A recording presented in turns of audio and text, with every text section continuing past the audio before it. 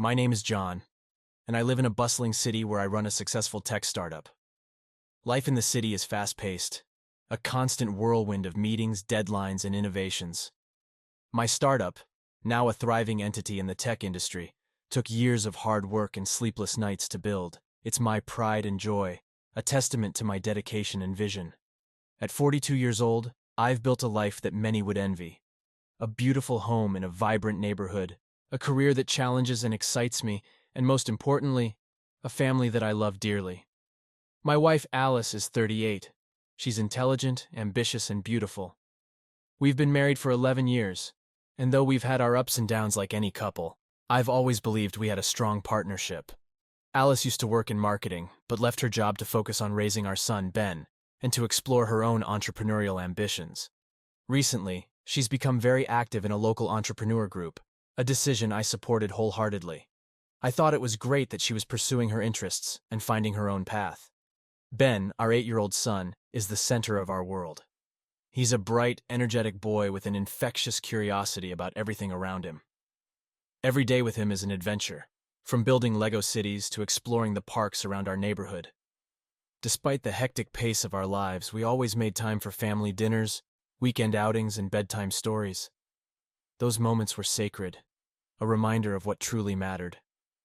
In the early years of our marriage, Alice and I were inseparable. We shared dreams and ambitions, and even though my startup demanded a lot of my time, I always tried to be there for her and Ben. We were partners in every sense, tackling life's challenges together. I remember the late nights we'd stay up talking about our future, planning trips, and dreaming about the life we wanted to build for Ben.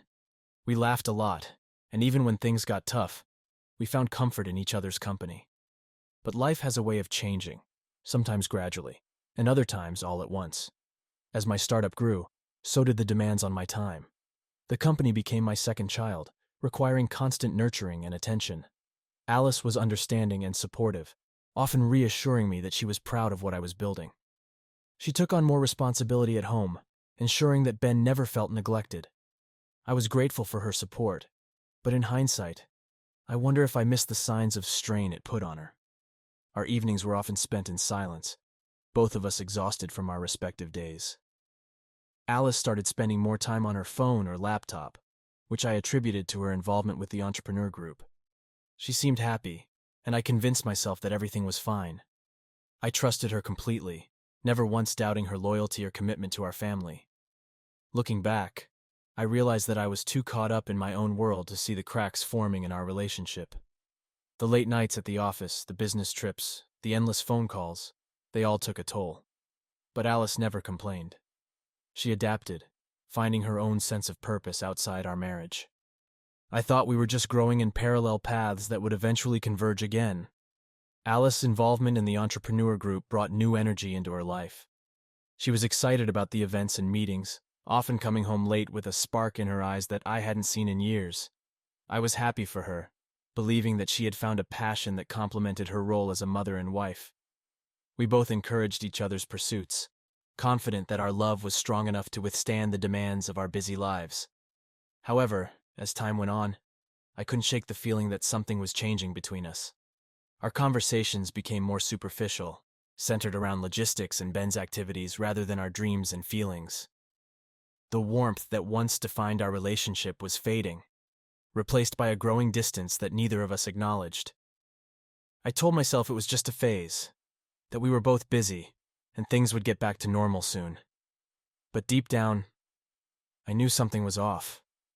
I just didn't know what it was or how to fix it. I loved Alice, and couldn't imagine my life without her. I wanted to believe that we were just going through a rough patch, one that we would emerge from stronger and more connected. Little did I know that the foundation of our marriage was about to be tested in ways I never imagined. As Alice's involvement in the local entrepreneur group grew, so did the distance between us. At first, I dismissed it as a temporary phase. She was attending more events, meeting new people, and often coming home late. I told myself she was just finding her footing in this new venture. After all, she had always supported me in my pursuits. It was only fair that I did the same for her. But as the months went by, her absences became more frequent, and her behavior more evasive. She would leave for events dressed impeccably, more like she was going on a date than to a professional meeting. She started using phrases like networking and business dinners to explain her late nights, but it felt like she was hiding something. Our once lively dinner conversations turned into brief, obligatory exchanges, and the warmth that once defined our relationship seemed to be slipping away. Ben noticed the changes too. He started asking why Mommy was always out and why she didn't read him bedtime stories anymore. It broke my heart to see him miss her, and I did my best to fill the void.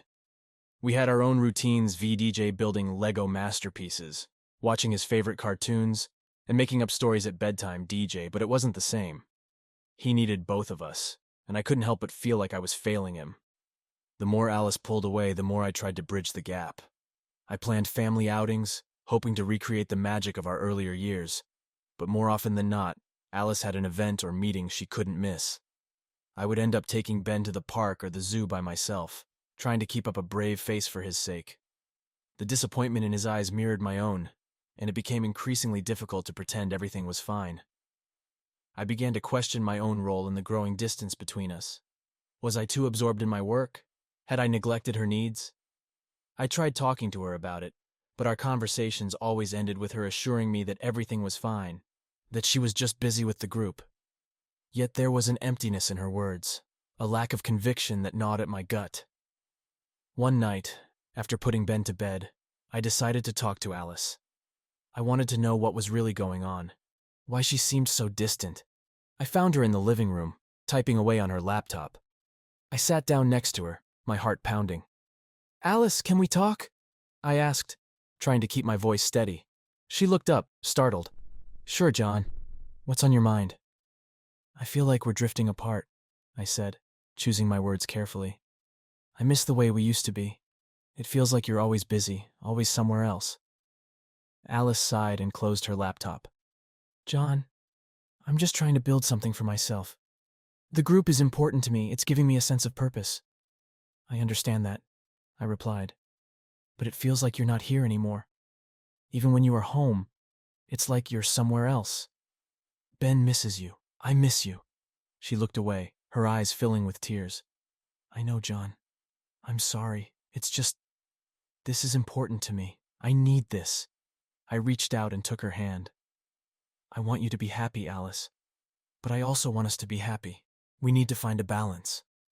She nodded, but her expression was distant. "You'll try, John, I promise." That night, I went to bed feeling a mixture of hope and unease. Her words were reassuring, but there was still a part of me that couldn't shake the feeling that something was fundamentally wrong. The promises felt hollow, and the distance between us seemed more like a chasm. In the weeks that followed, I tried to be more present at home, cutting back on my hours at the office and focusing on our family. But no matter how much I tried, the gap between Alice and me continued to widen. She became even more secretive about her activities, and I couldn't help but feel a growing sense of dread. One evening, as I was helping Ben with his homework, Alice came in late again.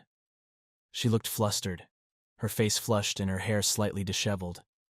She gave me a quick peck on the cheek and mumbled something about a late meeting. As she hurried upstairs, I couldn't ignore the knot forming in my stomach. Something was definitely wrong, and I was determined to find out what it was. That night, as Alice slept beside me, I lay awake staring at the ceiling. I replayed our conversations over and over in my head, trying to make sense of the situation. I couldn't shake the feeling that she was hiding something, and my mind raced with possibilities. Was she unhappy with our marriage? Was there someone else? The next day, I decided to do something I never thought I would. I began to pay closer attention to her behavior, looking for any clues that might explain the changes. It felt wrong, like a violation of her privacy. But I was desperate for answers. I needed to know the truth, no matter how painful it might be. And so, I began my search for the truth, hoping that it would lead to understanding and reconciliation, but fearing that it might reveal something far more devastating. Little did I know, the journey I was about to embark on would change our lives forever. Alice's behavior grew increasingly secretive, feeding my suspicions and anxieties. Her late nights became more frequent, and she often evaded questions about where she had been or whom she had been with. When she was at home, she seemed preoccupied, always checking her phone or working on her laptop. The intimacy and warmth that once defined our relationship had been replaced by a cold, impenetrable barrier. One evening, after another one of her late returns, I decided I couldn't ignore the nagging feeling any longer. While she was in the shower, I went into her home office under the guise of looking for some paperwork. My heart pounded as I rifled through the clutter on her desk. Buried under a stack of bills and notebooks, I found a small, leather-bound journal. It looked unassuming, but something about it drew my attention. I opened it and started flipping through the pages. At first, it seemed like a collection of random notes and reminders about meetings and events. But as I delved deeper, a name kept appearing: Robert. There were mentions of lunches, dinners, and drinks with him, often accompanied by hearts or smiley faces. My stomach churned as I read on, the implications of these notes becoming painfully clear. Robert was not just a colleague or a friend, he was someone special to her. My mind raced with questions. Who was he? How had she met him? And most importantly, what was the nature of their relationship? The ambiguity of the notes left too much to the imagination, and my imagination was not kind. The next day I tried to bring up Robert casually, masking my growing panic. "So who's this Robert you keep mentioning? A new friend from the entrepreneur group?" Alice stiffened slightly but quickly composed herself. "Oh, Robert. He's just someone I met at one of the networking events. We've worked on a few projects together. Sounds like you're spending a lot of time with him," I said, trying to keep my tone light and conversational. "Well, he's very knowledgeable, and we've been collaborating on some ideas." "It's nothing serious," she replied, her voice steady but her eyes betraying a flicker of unease. I wanted to believe her, but the lingering doubt gnawed at me. Her explanation did little to ease my concerns. In fact, it only intensified them. I needed more concrete evidence to either confirm or dispel my fears. The idea of following her felt invasive and wrong, but I was desperate for answers. A few nights later, Alice mentioned she had a dinner meeting with Robert to discuss an upcoming event. My heart sank, but I forced a smile and told her to have a good time. As soon as she left, I grabbed my coat and followed her. I kept a safe distance, my hands gripping the steering wheel so tightly my knuckles turned white. I watched as she arrived at a cozy, dimly lit restaurant.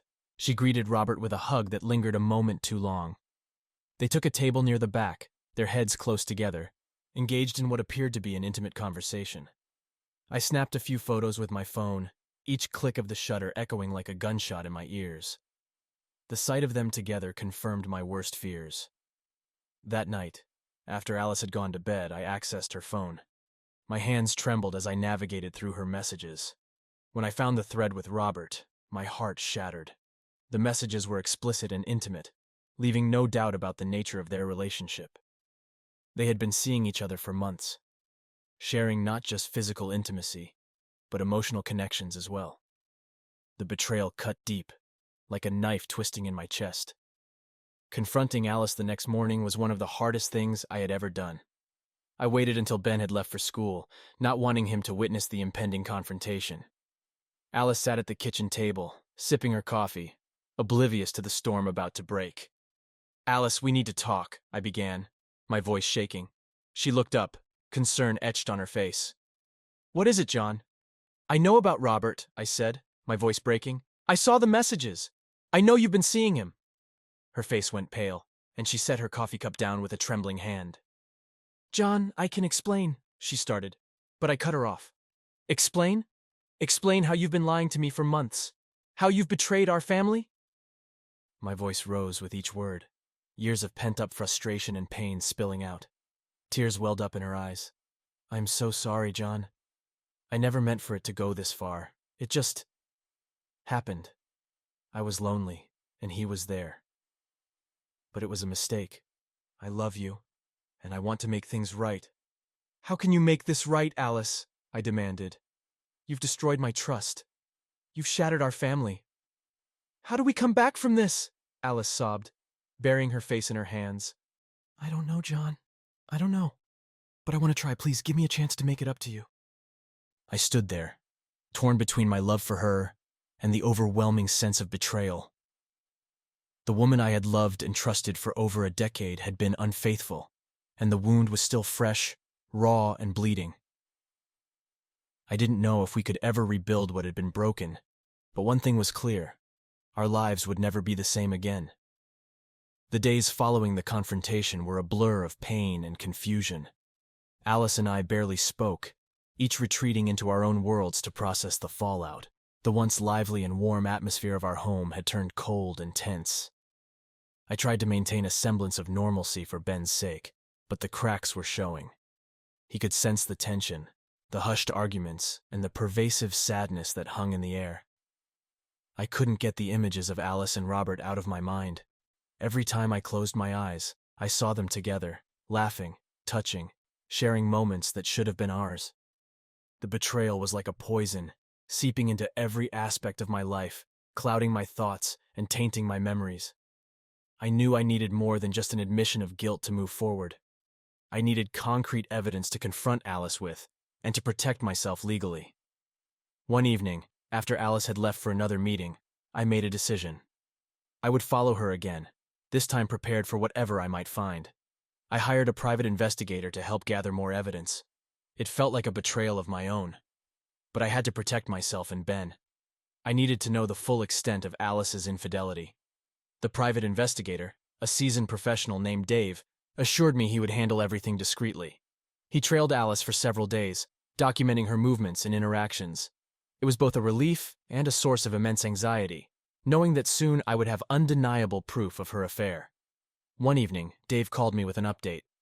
"John, I've got something you need to see. Alice is meeting Robert at a hotel downtown. I've got photos and recordings." My heart sank. A hotel? This was worse than I had imagined. I told Dave to send me everything he had, and I spent the rest of the evening poring over the evidence. The photos were clear, showing Alice and Robert entering the hotel together, their expressions casual and familiar. The recordings captured snippets of their conversations, filled with flirtation and intimate undertones. There was no denying the truth now. Armed with the evidence, I prepared for the confrontation. I waited until Ben was at a friend's house for a sleepover, wanting to spare him the emotional turmoil that was sure to follow. That evening, I sat in the living room, the photos and recordings spread out on the coffee table. When Alice walked in, she immediately sensed something was wrong. "John, what's going on?" she asked, her voice trembling. I pointed to the evidence on the table. "Explain this, Alice." She looked at the photos, her face draining of color. She sank into a chair, her hands shaking. "John, I can explain. Explain how you've been sneaking around, lying to me and betraying our family. Explain how you've been sleeping with another man." My voice was cold, controlled, but inside I was a storm of emotions. Alice burst into tears. "John, I'm so sorry. I never wanted to hurt you. I never wanted any of this to happen. It got out of control." "Out of control? You've been seeing him for months, Alice. This wasn't a one-time mistake. This was a deliberate, ongoing betrayal. How could you do this to us? To Ben?" She sobbed, her words barely audible. "I was lonely, John. You were always working, always busy. I felt invisible. Robert was there and I made a terrible mistake. Please, John, believe me. I love you. I want to make things right." I shook my head, the pain too fresh, too raw. "I don't know if I can believe you, Alice. You've broken my trust. You've shattered everything we built together." She reached out to me, her eyes pleading. "Please, John, give me a chance to make it right. I'll do anything." I looked at her, the woman I had loved for so long, now a stranger in my own home. I wanted to believe her, to think that we could somehow salvage our marriage, but the betrayal was too deep. The love I felt was overshadowed by the hurt and the anger. I needed time to think, to process everything. "I need some space, Alice," I said finally. "I can't just pretend everything is okay. I need time to figure out what I want, what we need to do." She nodded, tears streaming down her face. "I understand, John. I'll do whatever it takes to fix this, I promise." That night I slept in the guest room, the distance between us a physical reminder of the emotional chasm that had opened up. I lay awake, staring at the ceiling, replaying the events of the past few months in my mind. The trust we had built over 11 years had been shattered, and I didn't know if it could ever be repaired. The following days were tense and filled with silence.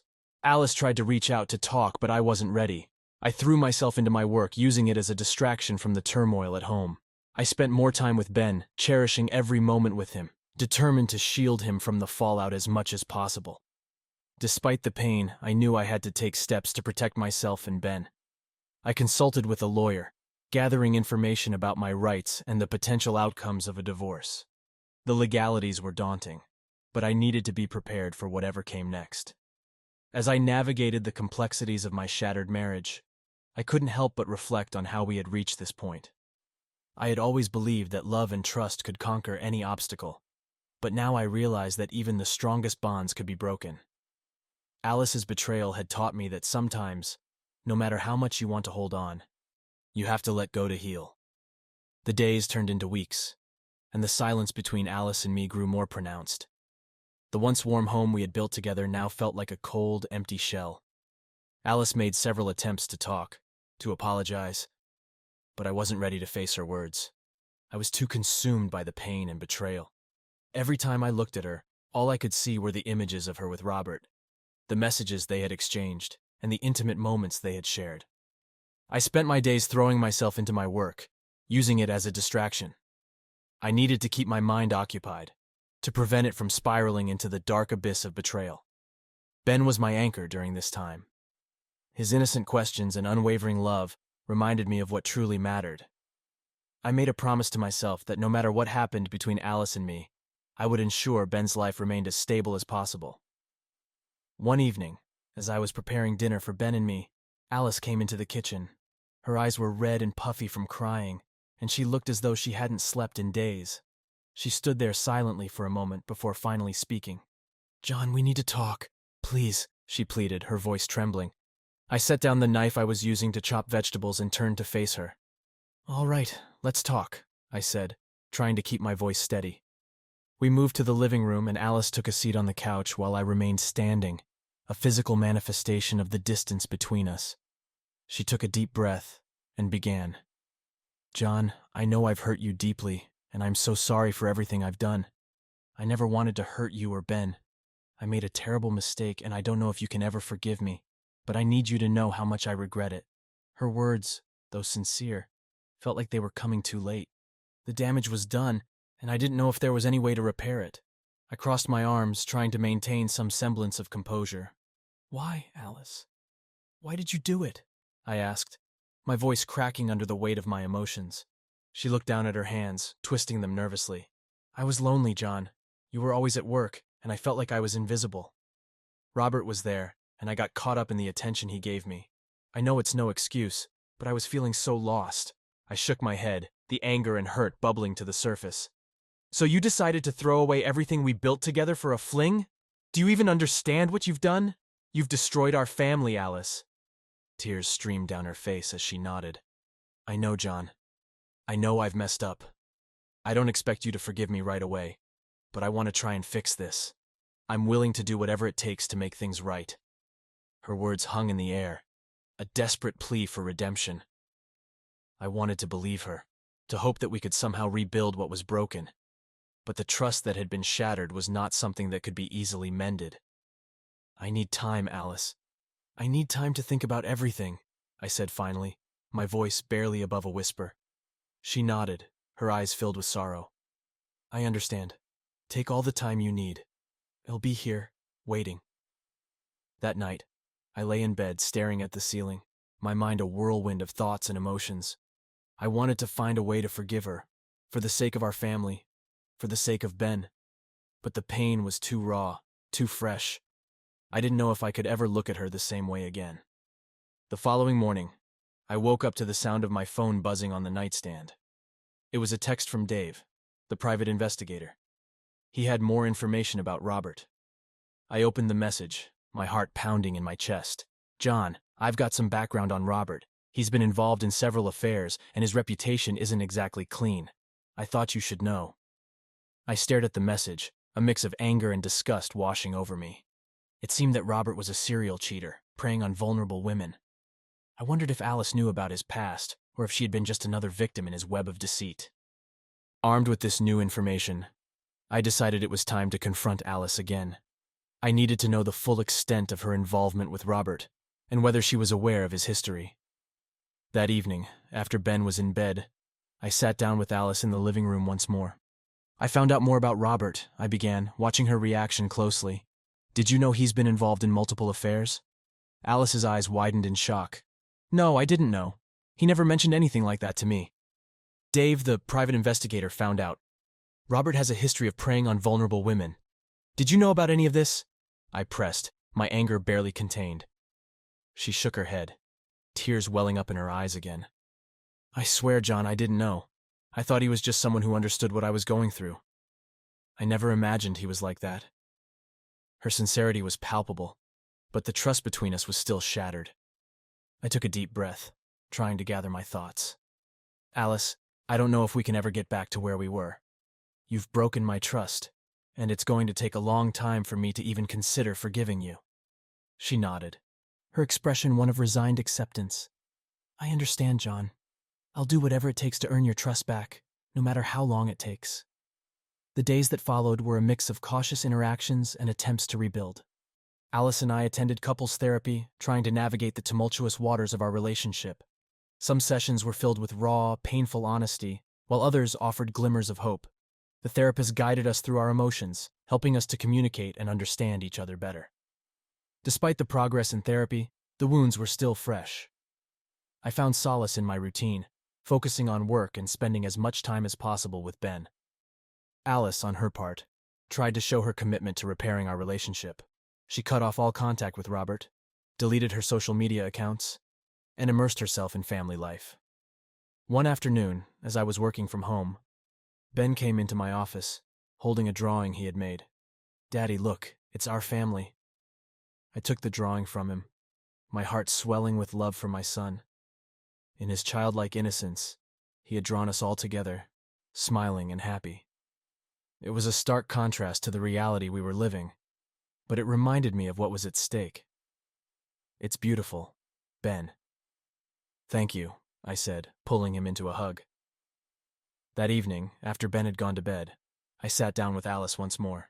I want to try, I said, my voice firm but gentle, for Ben's sake and for ours. But it's going to take time, and it's going to be hard. Alice's eyes filled with tears of relief. Thank you, John. I promise I'll do everything I can to make it right. And so, we began the long, arduous journey of rebuilding our marriage. The road ahead was uncertain, filled with challenges and setbacks. But for the first time in a long while, there was a glimmer of hope. We had a long way to go, but with patience, effort, and a renewed commitment to each other, we hoped to find our way back to the love we once shared. The decision to try and rebuild our marriage was not an easy one. Each day felt like a struggle, balancing the hope for a renewed relationship with the ever-present pain of betrayal. Our therapist, Dr. Caldwell, played a crucial role in guiding us through the labyrinth of emotions and conflicts. She encouraged open communication, urging us to voice our fears, regrets, and hopes honestly. Alice and I had been in therapy for several weeks, and though progress was slow, there were small signs of improvement. We started to talk more openly, sharing our thoughts and feelings without the fear of immediate judgment. Yet, despite these strides, the road to recovery was filled with setbacks. There were days when the anger and resentment felt insurmountable, when a simple disagreement would reopen old wounds. In these moments, I focused on Ben. His innocence and joy were a balm to my wounded heart. I threw myself into fatherhood with renewed vigor, ensuring that Ben's life remained as stable and happy as possible. We spent weekends exploring the city, visiting museums, and playing at the park. I wanted to give him the childhood he deserved, free from the shadows of adult problems. One evening, after a particularly intense therapy session, I sat alone in my home office, reflecting on the past few months. The evidence of Alice's affair had been a devastating blow, but what came after was equally challenging.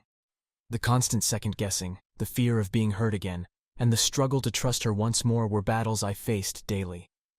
Alice knocked on the door softly and entered. "Can we talk?" she asked, her voice tentative. I nodded, gesturing for her to sit. She took a seat across from me, looking down at her hands. "I know this hasn't been easy for you, John," she began. "I see the pain I've caused, and I hate myself for it. I want you to know that I'm committed to making this work, to rebuilding what I've broken." I sighed, rubbing my temples. Alice, I appreciate that. I really do. But trust isn't something that can be rebuilt overnight. It's going to take a long time, and I need you to be patient with me. She nodded, tears brimming in her eyes. I understand.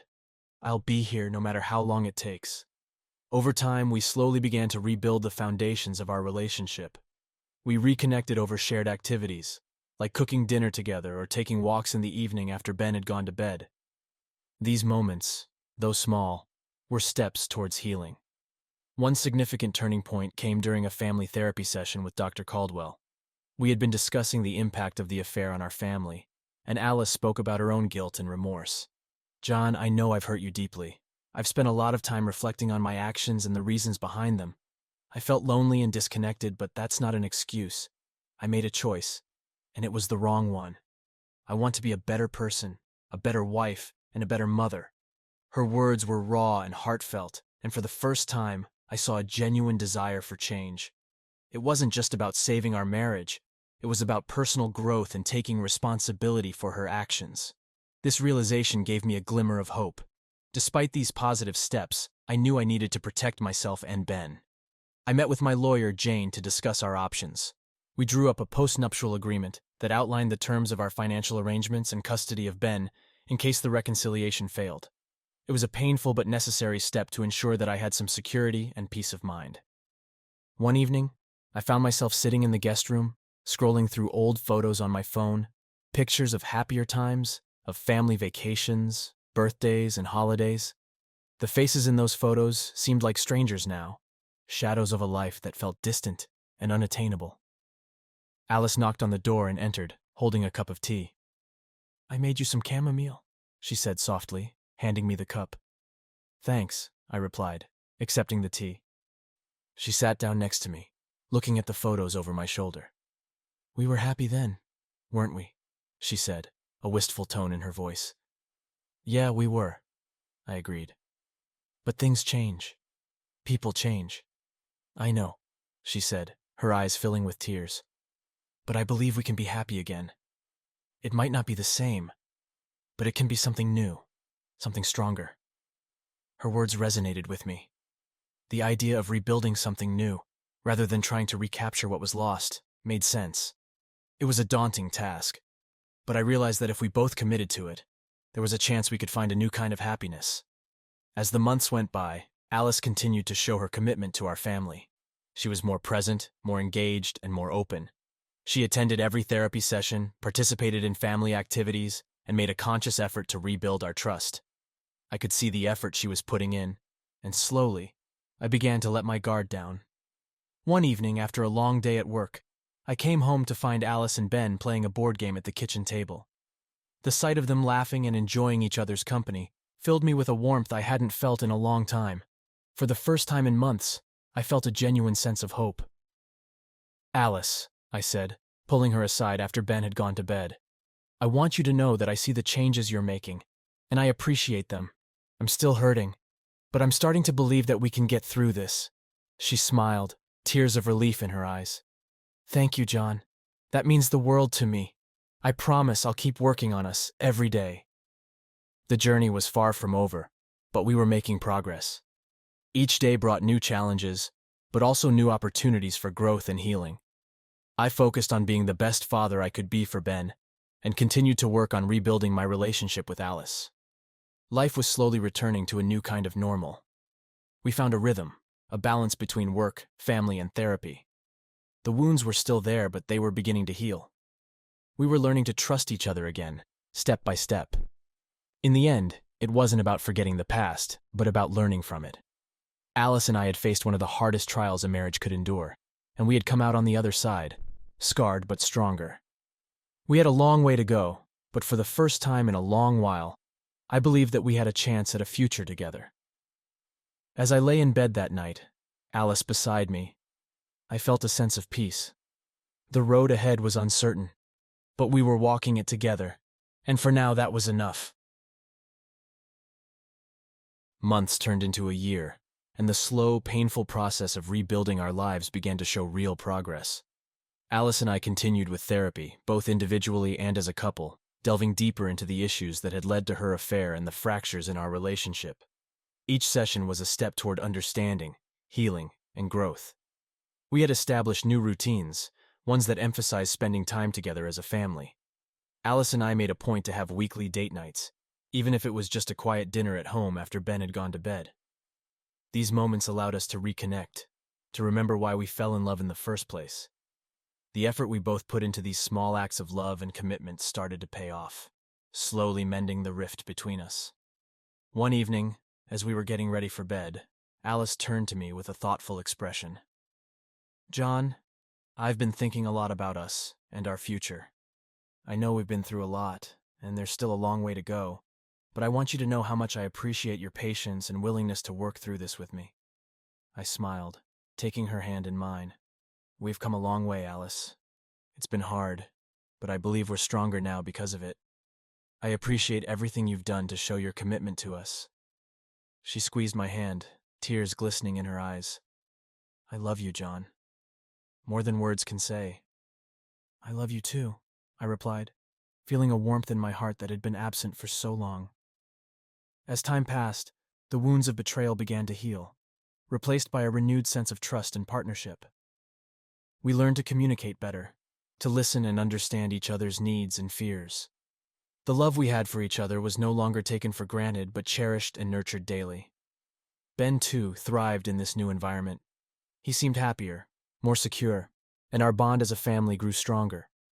We took more family trips, celebrated milestones with joy, and created new memories that overshadowed the pain of the past. I made sure to be present in his life, attending his school events, helping with homework, and being there for him in ways I hadn't been able to during the height of my work commitments.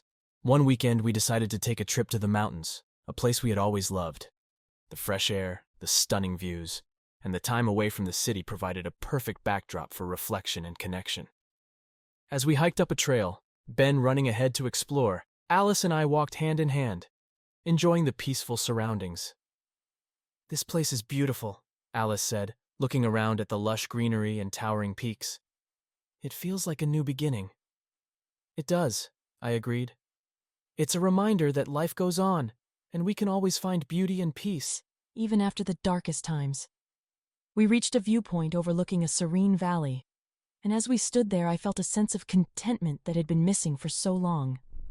Ben ran back to us, excitedly pointing out a distant waterfall. "Daddy, Mommy, look! Isn't it amazing?" he exclaimed. "It is, Ben," I said, lifting him up so he could get a better view. "It's a reminder that there's always something beautiful to look forward to." Alice smiled, wrapping her arms around us. "Together, we can face anything," she said softly. As we stood there, I realized that our journey of healing and rebuilding was far from over, but we were on the right path.